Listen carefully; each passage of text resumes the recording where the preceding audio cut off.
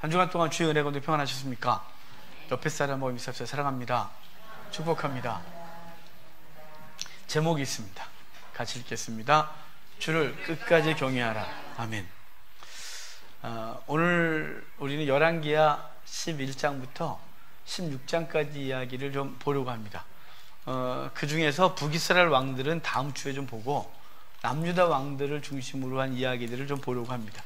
양이 좀 많아요. 오늘도 항상 설교를 이렇게 시작하고 나서부터 항상 부담은 너무 많다, 이야기가 너무 많다 이거예요. 짧은 얘기 갖고 깊이 들어갔으면 좋겠는데 하여간 여러분에게 줄 낱입만 나온 내가 이걸 다 끝내리라 이렇게 작정을 했는데 쉽지는 않은 것 같아요. 또 잘못하면 너무 덤벙덤벙 넘어가는 것 같기도 하고 이런 부담이 있습니다만, 오늘 이제 그 부담 중에 하나가 4명의 왕을 다뤄야 되는 얘기예요. 11장부터 16장까지 남유다의 왕들만 좀 볼 거예요. 북이스라엘 왕들은 다음 주에 좀 보도록 하고요. 자, 11장부터 좀 볼게요. 자, 11장 1절부터 3절까지. 자, 왕하 11장 1절부터 3절입니다. 우리 같이 읽도록 하겠습니다. 아하시아의 어머니 아달랴가 그의 아들이 죽은 것을 보고 일어나 왕의 자손을 모두 멸절하였으나 요람 왕의 딸 아하스의 누이 여호세바가 아하시아의 아들 요아스를 왕자들이 죽임을 당하는 중에서 빼내어 그와 그의 유모를 침실에 숨겨 아달랴를 피하여 죽임을 당하지 않게 한지라. 요아스가 그와 함께 여호와의 성전에 6년을 숨어 있는 동안에 아달랴가 아멘. 여기 이제 아달랴가 등장하는데요. 우리 지난주에 예후를 봤어요. 예후의 사명은 아합의 모든 씨앗을 진멸하는 거였어요. 그래서 남북 이스라엘 왕을 동시에 죽이고 북왕국 왕자 70명 죽고 남왕국의 왕자들이 북쪽에 놀러 오다가 죽고 그리고 이제 남쪽에는 아달랴가 있는데요. 이 아달랴는 아합과 이세벨의 딸이죠. 아달랴가 남유다로 오면서 바알 신앙을 갖고 오고 여호와 신앙을 폐해요. 그러면서 이 아달랴가 이제 보니까, 그런 상황을 보니까 다 죽었거든요. 그러니까 자기가 죽게 생겼으니까 이 잔인한 여자가 자기의 손자들을 지 손으로 다 죽여요. 왕위를 빼앗기지 않겠다 이거죠. 그런데 그 와중에 한 명이 숨어요. 요아스죠. 요아스 1살짜리인데 본인이 숨겠습니까? 이 고모 여호세바가 그를 챙겨요. 그리고 그의 남편 여호야다 제사장에게 맡겨 6년 동안 성전에서 숨겨 키웁니다. 그리고 7년 됐을 때, 7살 됐을 때 여호야다가 반역을 일으켜 아달랴를 성 밖으로 몰아내 죽이고 요아스를 왕위에 앉히게 됩니다. 근데 이 요아스가 왕위에 앉아서 초기에 잘해요. 왜냐하면 여호야다가 있거든요. 고모부 제사장 여호야다가 말씀대로 어떻게 나라를 다스려야 되는지, 어떻게 성도로 살아가는지를 잘 가르쳤어요. 그래서 잘했어요. 성전 청소를 좀, 성전 정화하거든요. 성전 정화하고 무너진 데를 수리하고 이러면서 요아스가 잘 했는데, 일은 그의 고모부가 죽고 나서요.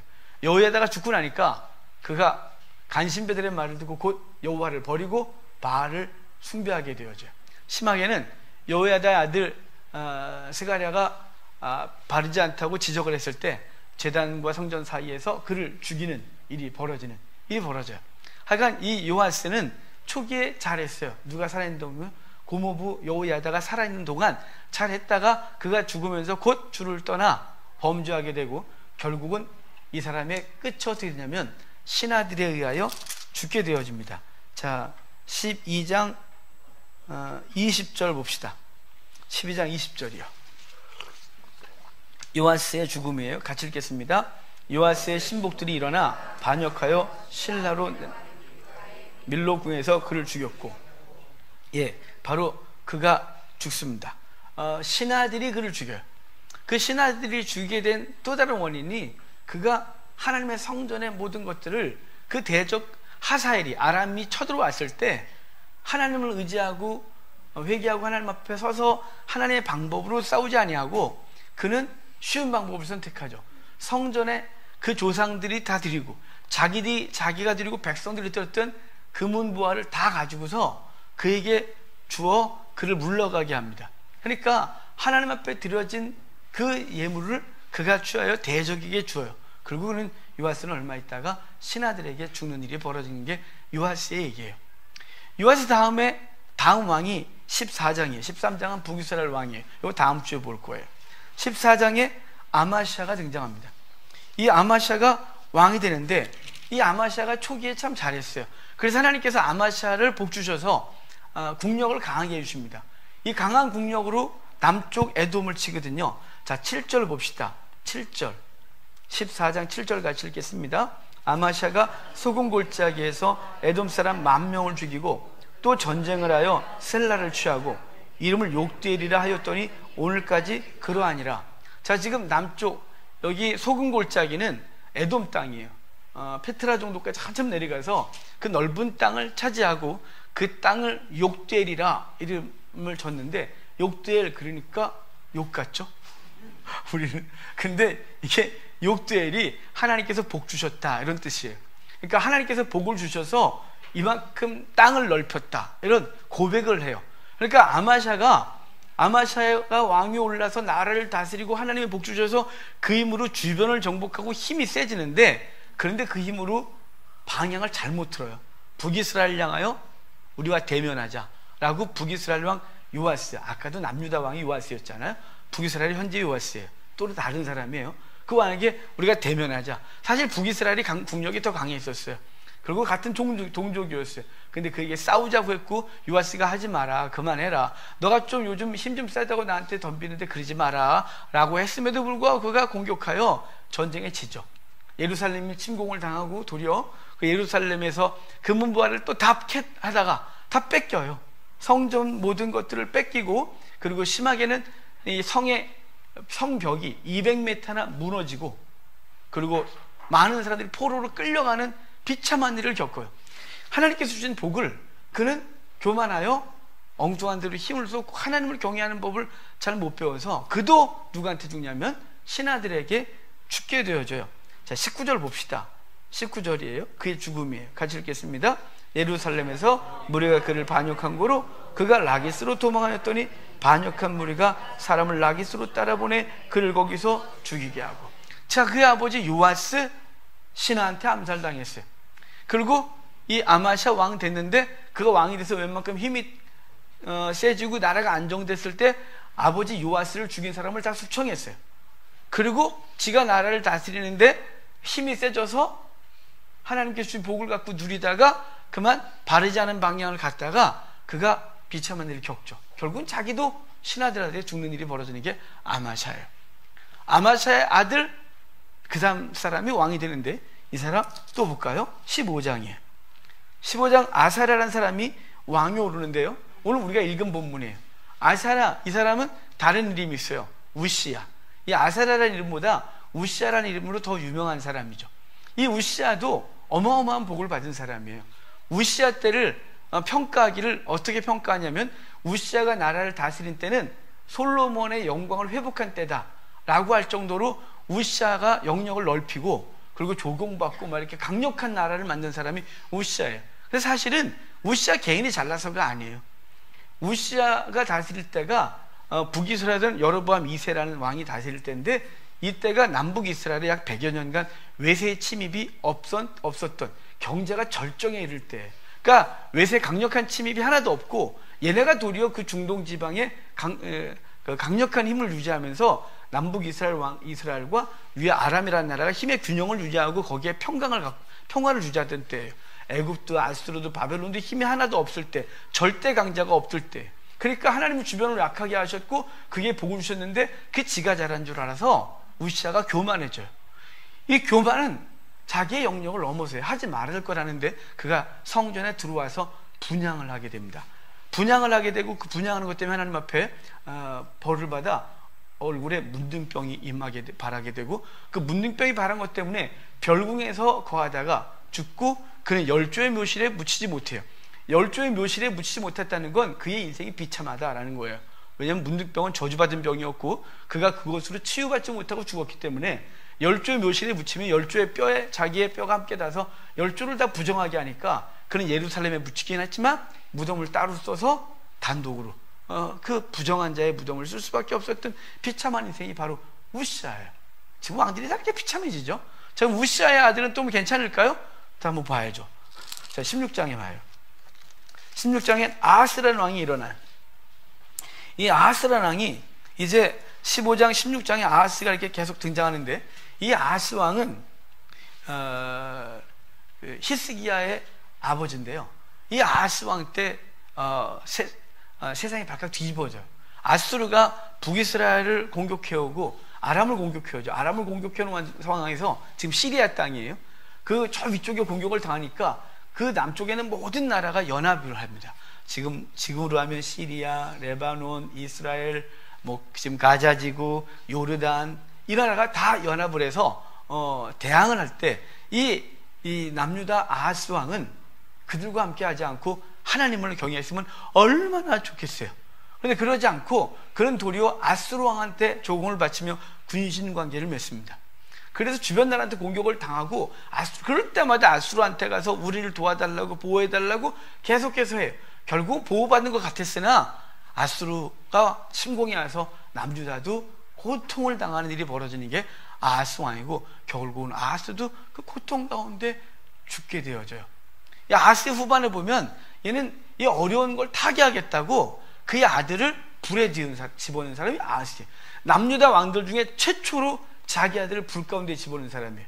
그 뒤에 히스기야의 아들 므낫세가 아들을 또 불 가운데 집어넣었죠. 몰록 신앙이 자기의 평강과 자기가 누릴 걸 위해서 아들을 희생시키는 못된 신앙, 몰록 신앙이 들어왔고, 아하스가 그 짓을 했고, 그리고 위기가 점점 더해질수록 그는 하나님을 찾기보다는 자기의 수단과 방법을 하다가 더 곤고해지고 열악한 환경에 빠져 망하게 되는 일을 역대기에서 이야기를 해주는 사람이 이 아하스 왕의 이야기예요.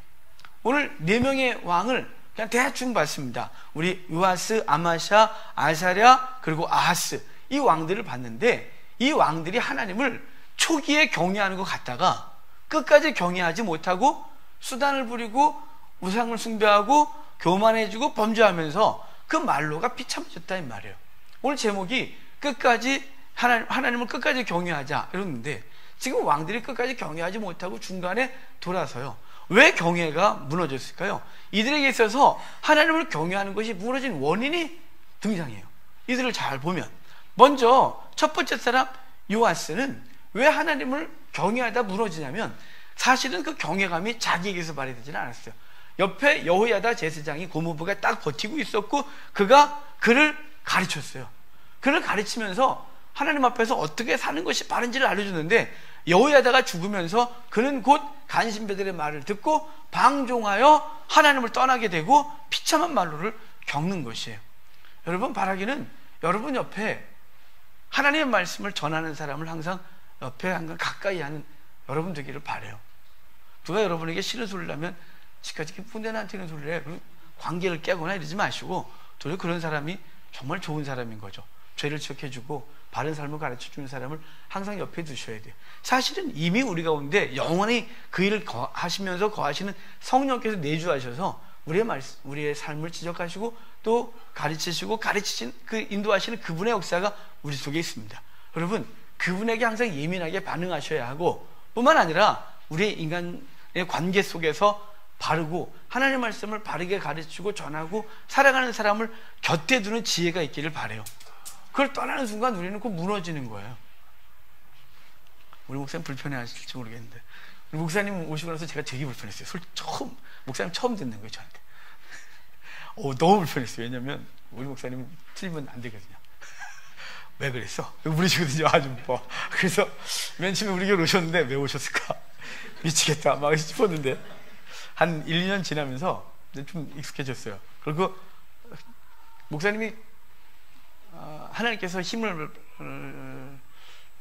안 주셔서 이제 거동이 불편하기 전까지는 우리 교회를 계속 와주셨으면 감사하겠는데, 왜냐면 하나님보다 더 두려운 분이 목사님이라고 항상 제가 왜냐면 목사님이 제가 설교를 딱 하고 나면 이렇게 딱 보고 계시다가 이렇게 나중에 뭔가 약간 좀 논리가 이상했거나 근거가 좀 부족하면 제 방에 오시거나 주중에 전화를 하셔서 근거가 뭐야? 왜 거기까지 가 있어? 이렇게. 그러면 제가 막 머리가 힘들고, 그렇구나. 그래서 설교 준비할 때 항상 막 묵상을 하다가 막 더 가고 싶을 때 그때 목사님 얼굴이 딱 떠오릅니다. 안 돼, 더 가면 안 된다 이렇게. 여러분 복인 거죠. 뭐 이렇게 목사님 앞에서 말씀드리기 좀 부끄럽지만 복인 거죠. 요아스의 복은 여호야다였어요. 요아스의 복은.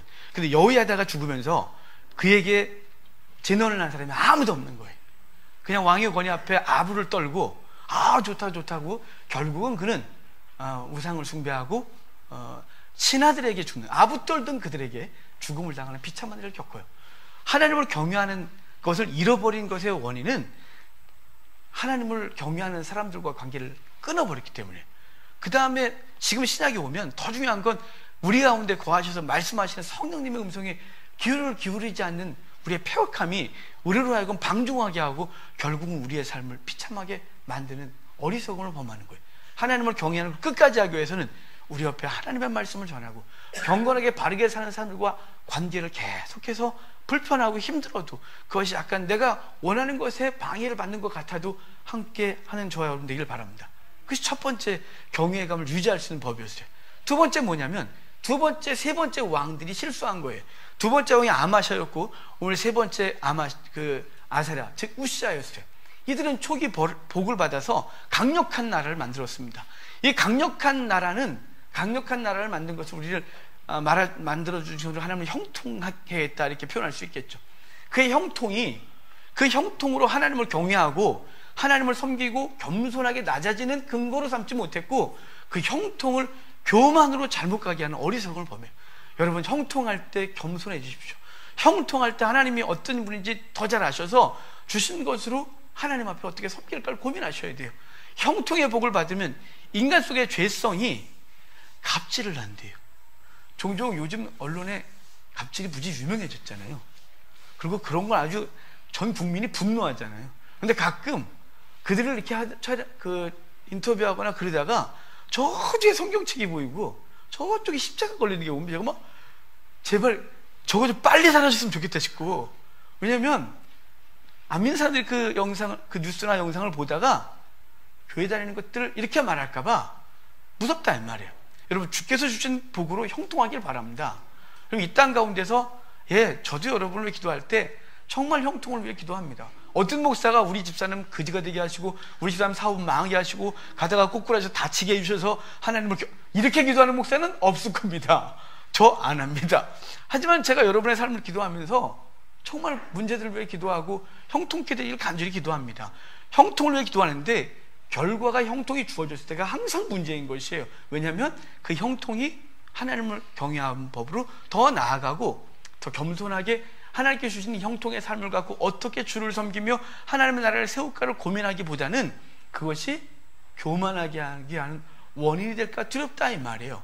없을 때는 괜찮다가 무엇이 생기고 나면 갑자기 이상해지는 사람이 되지 않기를 간절히 바라요. 이 교만이 그로 하여금 하나님의 영역을 벗어요. 넘어서는 거예요. 제사장만 할 수 있는 이 분향을 우시아가 하겠다고 해요. 제사장, 용기 있는 제사장들이 왕을 막아서고 목숨을 걸고 말리는 대로 다 뜯어내고 가서 그 만류를 무릅쓰고 분향을 했다가 문둥병이 걸린 사람이 우시아였어요. 북이스라엘 요아스 왕이 하지 마라 하는데 결국은 했고 성전의 모든 것들을 다 빼앗기고 백성들을 포로로 끌려가게 하고 성이 200m나 허물어지는 비참한 일을 겪은 게 그 아마샤였어요. 여러분 그 원인이 어디서 왔냐? 형통이요. 형통이 교만으로 발전했기 때문에 결국은 하나님을 끝까지 경외하지 못하는 자가 된 것이죠. 이 경외를 방해하는 마지막 이 아하스는, 이 사람은 그 시대의 두려움이 하나님 앞에 나아가는 것을 방해했어요. 여러분 신기하죠? 하나님을 경외하고 하나님의 사람은 두려웠고 어려운 문제가 있으면 하나님께 나아가요. 그런데 하나님이 없는 사람은 평소에 하나님 섬기는 것 같다가 어려움이 생기거나 문제가 생기면 하나님을 떠나요. 극명한 대조를 이뤄요. 여러분 어려움이 생기면 주께 무릎 꿇고 있다. 그래도 감사하셔야 돼요. 난 주의 백성이구나. 이렇게. 근데 아하스는 어려움이 왔을 때, 환란이 막 몰려와요. 아수르의 강력한 힘, 주변 나라의 공격이 왔을 때 그는 하나님 앞에 무릎 꿇기보다는 그것을 자신의 죄와 벌로 인해 하나님이 징계하고 있다는 이 본문에서 말씀하고 있음에도 불구하고 그가 그 징계 앞에 무릎 꿇고 하나님을 경외하기보다는 다른 나라의 왕한테 가거나 수단을 부리고 있다 이 말이에요. 그러니까 여러분 문제가 생겼을 때, 우리 삶에 두려울 때, 그때 더욱더 하나님 앞에 무릎 꿇고 그분 앞에서 자신의 죄를 회개하고 하나님께 무엇을 원하시는지를 무릎 꿇어야 되는데, 수단을 부리고 그것을 자신의 방법으로 해결하려고 하고 인간의 방법을 추구하면 더 열악해지고 더 공고해진다고 역대기에서 말하고 있어요. 더 곤고해지는 거예요. 심하게는 자기 자식을 잡아 불에 태워 죽이면서도 그 위기를 해결해 보려고 했지만 해결은커녕 더 공고해지고 결국은 그는 그 자기가 의지하던 것에 의하여 죽으면서 그는 부끄러움을 당하는 사람이 된 것이에요. 여러분, 이렇게 말하니까 갑자기 두렵지 않습니까? 아, 나 하나님 끝까지 경외하지 못하는데 내 인생이 말로도 비참한 거야? 나의 직원한테 내가 역모를 당하는 건가? 어떻게 된 거야? 막 이렇게 두려움에 빠질 것 같아요. 여러분, 하지만 주님께서는 우리를 그렇게 대우하지 않는다는 사실이에요. 이스라엘 왕만 오늘 본 것은 북이스라엘 왕들은 망하고 끝나요. 하지만 남유다 왕들에게서 이 하나님의 복 주시고 그 문제가 생겼을 때 하나님은 징계하시지만 징계로 끝나지 아니하고 그 후손을 통해 다시 왕을 세우고 그를 하나님께서 복 주시고 그가 무너지면 포기하지 아니하시고 그 후손에서 다시 왕을 세워요. 그 이유는 아브라함에게 복을 주시겠다고 하셨고 그 다윗의 위가 끊어지지 않겠다고 한 하나님의 약속이 이 다윗의 계보엔 계속되고 있다는 사실이에요. 그래서 진노 중에라도 은혜를 베푸신 하나님의 역사가 있는 것이에요. 여러분, 하나님께서는 저와 여러분을 복 주시기로 하셨어요. 우리를 예수 그리스도의 피값으로 사셔서 복되게 하시고 주의 백성으로 만드셨습니다. 주의 백성으로 만드신 저와 여러분들이 하나님 앞에서 바르게 살 때도 하나님 함께 하시지만 우리가 때로 무너지고 넘어졌을 때도 하나님은 우리를 삶으로 징계하시나 포기하지 아니하시고 하나님의 끊임없이 은혜를 허락하셔서 우리로 그 앞에 서게 하는 것이에요. 만약에 하나님께서 우리를 행한 대로 갚으시는 이 법칙을 우리 가운데 적용하신다면 저와 여러분 지난주에 다 죽고 이 자리에 없어야 돼요. 목사님? 저요? 저는 월요일 날 죽었어요. 화요일도 못 왔어요. 저는 이렇게 말하면 은혜가 안 된다고 하는데 어떡하겠어요? 제 모습이 그런 것을 제 속에서 물뚝성질이 있고 운전하다가 저거 이러기도 하고 제가 무슨 노골적으로 무슨 죄를 짓거나 그러지는 않습니다. 그래도 제가 목사인데 설마 어디 가서 도둑질을 하거나 다른 말하기가 좀 민망한 죄들이 너무 많은데 그런 건 하지 않습니다. 하지만 제 속에서 많은 죄들이 끊임없이 일어나고 있는 것을 통제하고 애쓰지만 그놈의 생각이 십자가에 꼭 묶어달라고 그렇게 하나님께 기도를 해도 언제든지 풀려나가고 지멋대로 돌아다니는 이 생각을 통제하지 못하는 저는 자주 절망합니다. 주님께서 우리 가운데 그럴 때마다 벌 주신다면 우리는 지난주 월요일날 새벽 시작하자마자 잠자다가 죽을 수도 있어요. 여러분, 하나님 우리를 인과의 법칙으로 우리를 대하신다면 우리 살아남을 자가 아무도 없습니다. 인과는 뭔가요? 원인과 결과의 문제예요. 우리가 하나님 앞에 바르게 행한 꿈보다 바르게 행하지 못한 것이 더 많은데 그것에 대하여 그때마다 징벌을 당하신다면 우리는 정말 살아날 방법이 없는 거예요. 제가 지난주에 죄에 대해 얘기할 때 아주 심각한 죄는 사형? 그 정도쯤이야. 그건 딱밤한데 이런 거 없다 그랬죠. 모든 죄의 싹은 사망. 우리 끝인 거예요. 하나님께서 우리를 인과의 법칙으로 대하지 않는 거예요. 하나님은 그 인과 법칙 위에 성도의 그 위에 무엇인가 하나를 더 씌웠어요. 그것은 은혜의 법칙이에요. 예수 그리스도의 보혈의 은혜로 우리를 항상 보고 있는 거예요. 그래서 저와 여러분은 오늘 살아가고 있고 무너졌다 다시 일어날 수 있고 절망했다 다시 일어나고 있고 자신에 대해 혐오를 하지만 하나님께 다시 은혜 주셔서 다시 일어나 그분 앞에 찬송할 수 있는 자리에 서는 은혜를 입은 건 인과의 법칙으로 우리를 대하는 것이 아니라 하나님의 은혜의 법칙으로 우리를 대하고 있다는 사실은 우리가 날마다 그분 앞에 설 수 있는 자격이 된다 이 말입니다. 베세메스에 돌아왔던 이 법궤 얘기를 우리가 잘 알아요. 블레셋 뺏겼던 법궤가 베세메스로 돌아오는데 법궤를 뚜껑을 열었더니 여는 순간 5만 70명이 죽었다는 기록이 있어요. 왜 죽었을까요? 법궤 뚜껑 참 살짝 열었다고 그래? 그냥 갑자기 5만 명 이상의 사람이 죽는, 블레셋에 뺏겼을 때 블레셋에 그 다곤 신전에 가 있고 그리고 이것저것 성읍에 돌아다닐 때 블레셋 사람들이 그 법궤를 아주 여호와의 규례대로 옮겼을까요? 아니겠죠. 술에 싣고 돌아다니고 만지기도 하고 별짓 다 했겠죠.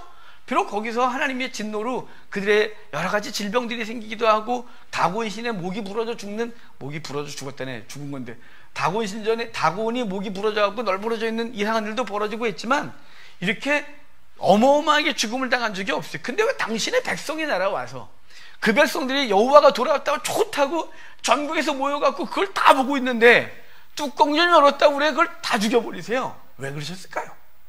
왜요? 이건 놀라운 은혜가 있는 거예요. 법궤는 말 그대로 궤짝이에요. 여호와의 두 돌판을 넣어두는 궤짝이에요. 법궤는 두 개로 구성되어 있어요. 궤짝 하나 그리고 뚜껑. 그러니까 법궤 그러면 이게 다 포함하지만 사실은 엄격하게 말하면 법궤는 상자고요. 거기에 두 돌판이 있고 그 위에 뚜껑을 금 덩어리를 쳐서 그룹을 만들어 뚜껑을 만들어요. 그러니까 천사 형태로 만들어서 뚜껑을 만드는데 뚜껑을 덮었어요. 그 뚜껑을 뭐라 그러냐면 속죄소 시은좌 그래요. 속죄하는 장소, 은혜를 베푸시는 자리, 그래서 시은좌 속죄소, 이 두 개가 합쳐져야 온전한 법궤 형태가 나오는 거죠. 그런데 이건 놀라운 은혜를 우리한테 주시는 거예요. 이스라엘 백성이 법궤를 허락하세요. 이 법궤는 십계명이죠. 율법으로 우리를 보겠다는 거예요. 율법에 근거하여 지키면 살고 안 지키면 죽고, 지키면 내 백성 안 지키면 죽고, 이것이에요. 그런데 그걸 법궤 안에 집어넣어놓고 하나님은 그 외에 뭘 더 만들었냐면 뚜껑을 시은자 속죄소로 만들어서 딱 덮어버렸어요. 그래서 하나님은 우리를 만나시는데 뭘로 만나냐면 법궤로 만나는 게 아니에요. 돌판으로 만나는 게 아니에요. 율법으로 만나는 게 아니라 무엇으로 만나냐면 은혜의 장소에서 우리를 만나는 거예요. 속죄의 자리에서 만나는 거예요. 시은좌 속죄소에서. 그래서 이스라엘 백성들의 죄를 속하기 1년에 한번 대제사장이 들어갈 때 피를 속죄소에 뿌리고 나오는 거예요. 법궤로 우리를 보면 주님께서 우리를 가지고 율법으로 비추는 순간 그랬잖아요. 우리는 한순간도 살 수가 없다고. 잠속에서도 꿈속에서도 죄 짓는 우리는 다 죽어야 하는 것이라고. 그런데 그분이 율법으로 비추지 아니하고 우리를 어디서 만나냐면 시은좌 속죄소에서 만나 우리를 은혜의 법칙으로 대하시는 거예요. 은혜의 법칙으로. 근데 그 백성들이 은혜의 법칙으로 대하는 하나님을 확 여름바람에 율법이 확 비춰. 율법의 비침을 당한 자마다 그 죄로 인하여 자신의 죄로 인하여 죽는 일이 벌어진 거예요. 봐서 죽은 게 아니고 그 죄 때문에 죽은 거예요. 자, 지금 우리를 향한 하나님의 법칙은 인과 법칙이 아니에요. 인과응보가 아니란 말이에요. 네가 이래 살았으니 너는 우리가 지금 복을 받고 사는 것도 우리가 주를 위해 열심히 샀으니 이만큼 갖고 산다? 아니, 한 게 뭐 있다고 이만큼 갖고 사는 거예요. 우리가 사실 하나님 앞에 한 것보다 저지른 죄가 더 많은 우리예요. 이걸 1대1로 비교하면 죄가 더 크고 하나님 앞에 한 건 요만큼밖에 되질 않는데 이것에 근거해서 내가 이만큼 산다고 하는 이 교만 덩어리들은 다 사라져야 되는 거죠. 안 해요. 아무것도 없어요. 우리가 한 것도 이기적이었고 저 앞에 예배하며 선신하는 것도 이기적이. 이래서 내가 복을 받기를 원하고, 이래서 내가 벌 받지 않기를 원하고, 이래서 내가 내 삶을 조금이라도 영위하기를 원하고 유지하기를 원하고, 이런 극히 이기적인 것이 우리의 신앙의 근본인데가 더 많다 이 말입니다. 정말로 온전히 주를 위하여 내 인생을 다 바친다고 하지만 정말로 바친 게 별로 없어요. 제가 매일 여기저기 다니 말씀을 전하고 다니지만 맨 말하면서 사람들 되게 저를 멋있게 보겠죠? 우리 교회가 요만한 것도 모르고 여러분, 목사님 막 이래요? 여러분, 제가 사람들한테 얘기할 땐 그래요. 우리 주를 위해서 살아야 됩니다. 주를 위해서 생을 다 막 이렇게 멋있게 말하지만 제가 돈이 무지하게 많고 제가 저기 물가에 부러워 죽겠어요. 그러죠. 물가에 저 어떻게 하나 있고 살만하면 열심히 달릴까 생각해보면 좀 더 게으러질 것 같습니다. 좀 적당히 하면서. 이렇게 말하면 또 이상하잖아요. 우리는 극히 이기적이에요. 극히. 하나님 내 삶의 모든 것들 다 넉넉하게 하시면 우리가 주를 위해 달려간다? 얼마큼 달릴까요? 우리가 행한 게 요만큼밖에 안 돼요. 하지만 하나님 앞에 죄 지은 건 너무 많아. 그것으로 1대1로 속할 방법이 없는 것이에요. 근데 하나님께서 우리를 그래서 인과 법칙으로 네가 이래 살았으니 이거 준 것이 아니고 너가 이렇게 살았으니 이 벌을 받아야 돼. 그랬으면 우리는 다 죽어야 되는데 우리 끊임없이 하나님의 은혜의 법칙으로 대우받고 있다는 거예요. 그래서 로마서 8장 28절에 이렇게 말해요. 아주 유명한 구절이잖아요. 하나님을 사랑하는 자 곧 그의 뜻대로 부르심을 입은 자들에게는 모든 것이 합력하여 선을 이루느니라. 빌립보서 1장 6절에 이렇게 말해요. 착한 일을 시작하시니가 그리스도 예수의 날까지 이루실 줄 내가 확신하노라. 착한 일이 뭔가요? 주님께서 우리를 선택하시고 구원을 시작하셨어요. 근데 그 중에 우리가 자꾸 넘어지는 거예요. 우리가 부끄러운 거예요. 우리가 하나님 앞에서 하지 말아야 할 짓을 하는 거예요.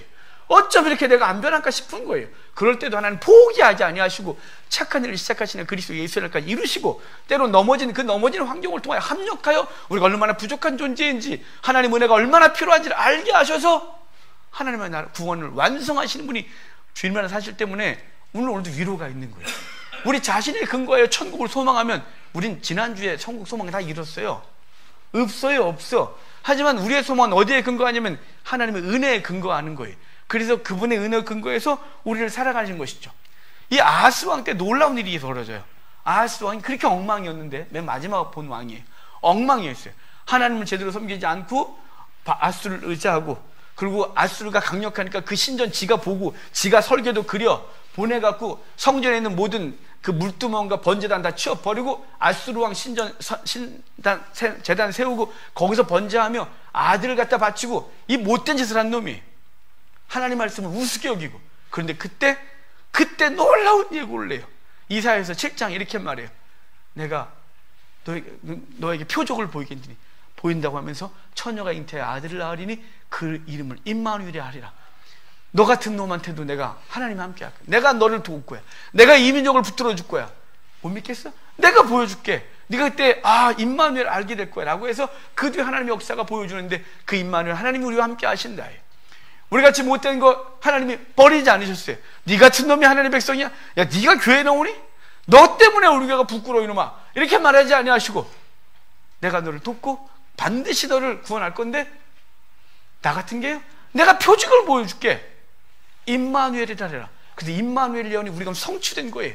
그래서 에베소서 1장에서는 성령을 우리 가운데 보증으로 넣어줘서 인쳤다 이렇게 말해요. 그분의 구원이 끊임없이 될 것을 말하는 거예요. 우리같이 폐역하고 못한 것들을 향한 하나님의 구원의 역사가 시작됐고 진행되고 완성할 것입니다. 그리고 우리는 그 은혜에 깔고 앉아 대충 살다가 가는 것이 아니라, 뭐 이렇게 살아도 구원 받는데 이렇게 하는 거, 이런 것이 아니라 그 은혜에 감격하고 그 은혜에 너무 감사해서 하나님을 경외함을 포기하지 않으고, 하나님을 경외함을 변개하지 아니하고, 하나님을 경외함을 끝까지 유지하는 저와 여러분 되기를 바랍니다. 그것이 구원의 조건이 아니라 그 은혜에 감사한 것이기 때문에 그렇습니다. 나 같은 거 구원하신 하나님, 나같이 못하고 나같이 못난 놈들, 나같이 못나서 하나님 앞에 도저히 설 수 없는 존재, 사람들은 나라가 어떤 놈인지 모르지만 내가 하나님 앞에 서면 도저히 설 수 없는, 가증하고 위선 떨고 하나님 앞에 부끄러운 것밖에 없는, 내세울 게 아무것도 없는 우리 같은 것들을 위하여 아들을 내어주신 그분의 은혜의 법칙으로 오늘을 대하시는 그분, 우리 가운데 때로는 책망하고 징계하나 우리를 영원히 멸하지 아니하시고 또 이렇게 세워 너는 내 백성이라고 말하고 우리 안에 거하시며 탄식하며 기도하고 하나님 보좌 우편에서 우리를 위하여 중보하시는 그 놀라우신 날을 입었기에 우리가 그분을 경외하는 것을 포기할 수 없는 것입니다. 경외하기 때문에 구원 얻는 것이 아니라 그분을 끊임없이 경외하여 우리의 주님이 하나님이시고 우리를 구원하시는 하나님이시고 내가 은혜 입은 것이 주님이신 것을 만민에게 공포하고 드러내는 삶을 사는 것이 경외인 것입니다. 여러분, 지난주에 실수하셨습니까? 실패하셨습니까? 다시 일어나면 됩니다. 다시 일어나 하나님을 경외하는 것에 다시 서고 그분을 또 경외함으로 올바른 한 주간도 사는 저와 여러분 되길 주의 이름으로 축복합니다. 다 같이 일어나서 찬송하고 기도합시다.